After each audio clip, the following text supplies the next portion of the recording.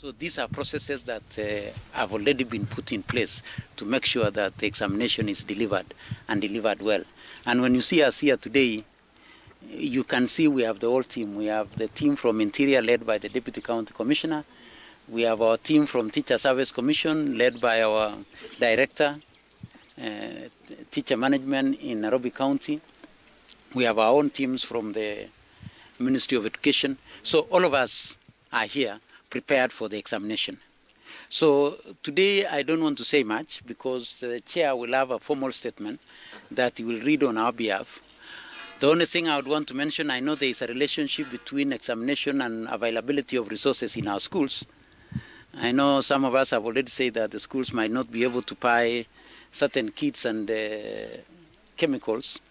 I know we have not even told them what kits and chemicals to buy, but we are making sure that they have their resources.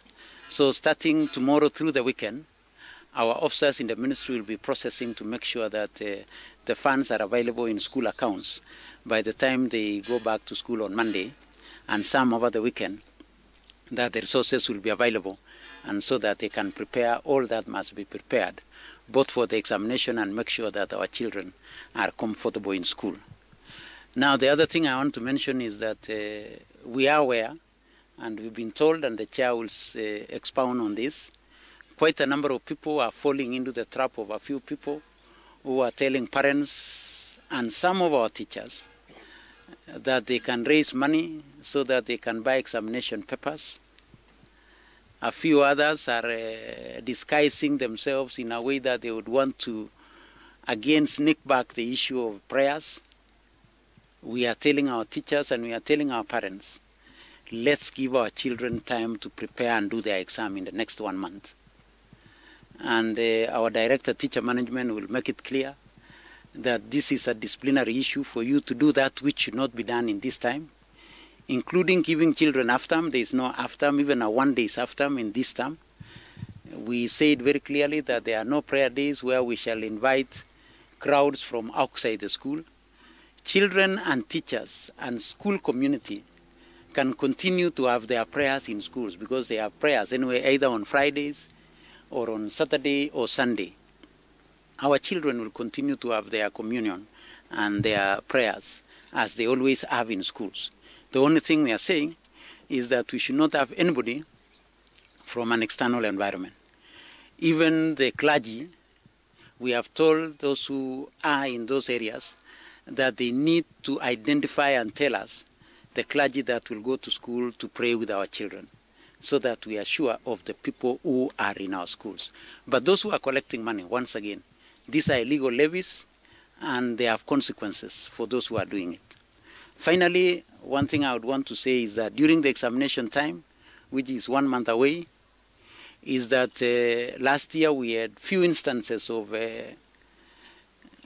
some collusion between the whole system in our examination, either the invigilators, the supervisors, the center managers, and where examinations in 1 or 2 centers would be exposed within that 1 hour of changeover from the early morning paper to the 11 o'clock paper. This year, we want to make it very clear. We don't want anybody tomorrow to say they were not told. We want to make it very clear. A school or a center that will be found out to have exposed an examination before the due time will have that center cease to be an examination center and become a scene of crime. It ceases being an examination center and it becomes a scene of crime, and all the people who are in that place, that center, become parties of interest. They become persons of interest. Starting from the center manager, the supervisor, the invigilator, and the students. And when you become a scene of crime, we hand over to the people who deal with scenes of crime. And every other person, as I've said, who is there, becomes persons of interest, and we shall expect the DCI and our security system to deal with them as it is, as a scene of crime. Just like any other scene of crime, they will be sealed off, and everybody who is there becomes a person of interest, and they will be dealt with. So this is what we want to make very clear. And that marks the end of an examination. Because that ceases to be a center, an examination center, it becomes a scene of crime, and we don't provide exams in scenes of crime. So we want to make it very clear, if it is the first paper, which we shall do on 5th, and you expose it, the exam in that center ends that day. And everybody else becomes a person of interest, and the system that deals with such cases, mainly the Directorate of Criminal Investigation, takes over the scene of crime, and they do that which must be done. So those are the comments I wanted to make this morning. I'll request the chair to read our formal statement as council. Thereafter, I would request the Deputy County Commissioner to tell us our preparedness in terms of security, in terms of ensuring that the children will be doing their examinations in a conducive environment.